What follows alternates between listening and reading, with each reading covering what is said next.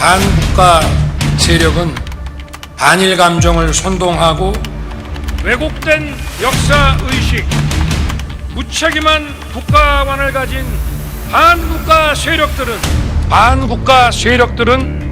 허위 조작과 선전 선동으로 여론을 왜곡하고 사회를 교란하는 반국가 세력들이 대통령이 공식선상에서 8차례 언급한 반국가 세력은 명확히 개념과 대상이 규정된 법률적 용어가 아닙니다. 반국가 단체인 북한이나 공산 세력 외에 또 규정되어 있기 때문에 공산 세력 및 추종 세력과도 다른 어떤 세력입니다. 내용상 허위 선동과 조작, 가짜 뉴스와 괴담으로 자유대한민국을 흔들고 위협하는 세력, 왜곡된 역사의식을 가진 세력, 종전선언을 노래 부르고 다니는 세력, 반일 감정을 선동하는 세력,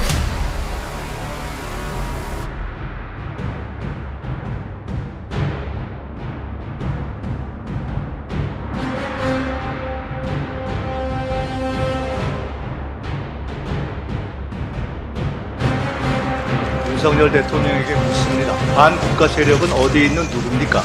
저는 박근혜 탄핵 국면에서 계엄령 준비설의 정보를 입수해서 추미애 당시 대표에게 제보했던 사람 중 하나입니다. 박 정권이 강력히 부인했지만 결국 사실로 드러났었습니다. 지난 총선 때에는 국정원 공작 준비를 미리 경고했었고 이번 국군정보사 기밀 유출을 밝혀냈었습니다. 집권 경험이 있는 수권정당 민주당의 정보력을 무시하지 마십시오. 최근 정권 흐름의 핵심은 국지전과 국풍 조성을 염두에 둔 계엄령 준비 작전이라는 것이 저의 근거 있는 확신입니다. 뉴라이트라는 영어 이름으로 포장한 친일 매국병자들을 옹호하는 윤석열 정권이야말로 반국가 세력 아닙니까? 21세기 최고 민주국가 대한민국에서 조잡하게 계엄령 따위는 꿈도 꾸지 마십시오. 하나회 이후 최초의 군기문란 파벌, 충암파를 척결해야 합니다.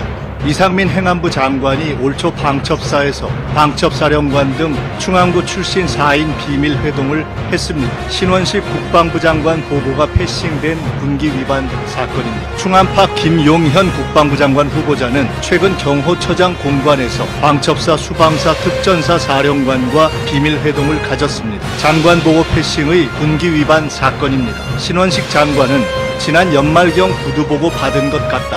지난 정부부터 관례라고 답했지만 실제 모임은 훨씬 최근이었고 그런 관례는 없음이 전 정부 경호실장과 수방사령관의 증언입니다.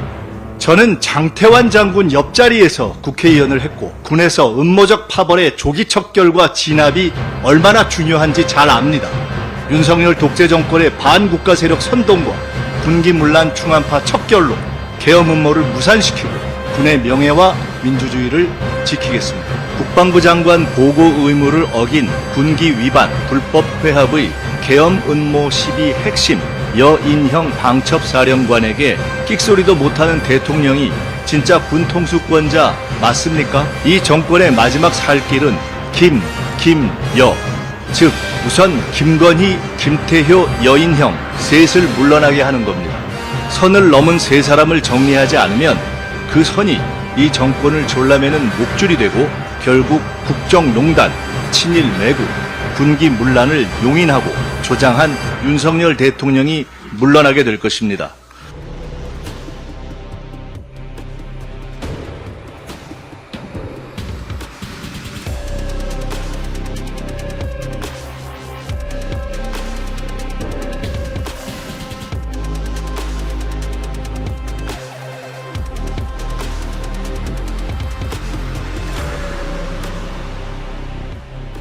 저는 충암파 연고주의를 뿌리 뽑겠습니다. 적당히 끝내지 않을 겁니다. 특검, 국조, 필요하면 상설 특검까지 제시하겠습니다.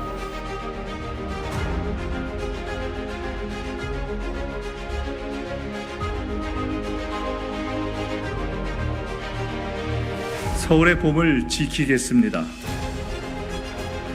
우리는 오늘 국민적 요구를 반영하여 계엄을 빙자한 친위 쿠데타 방지 4법, 약칭 서울의 봄 4법을 발의하기 위해 이 자리에 섰습니다. 또한 계엄 준비 음모의 근원을 제거하기 위해 군기 문란의 실무 핵심인 여인형 방첩사령관의 해임을 요구합니다. 중합파는 개헌 음모를 하고 있었습니다. 개헌파의 방첩사령관은 방첩사에 오랫동안 걸리지 않았던 전두환 사진을 다시 걸었습니다. 저들에게는 계획이 있었습니다. 이 정권을 정상적인 정권이라고 보면 안 됩니다. 이들은 권력의 유지를 위해 어떤 짓이든 해온 집단이고 어떤 짓이든 할 것입니다. 우리가 지난 40년간 80년 서울의 봄 이후 일궈왔던 민주주의를 위해 정신을 바짝 차리고 싸워야 할 때가 됐습니다. 서울의 봄을 놓쳤던 그때의 오판을 다시 하면 안 됩니다. 이제 우리는 결코 다시 서울의 봄을 놓쳐서는 안 된다는 각오를 가지고 단호하게 뭉쳐서 싸워야 합니다. 국민 여러분 함께해 주십시오.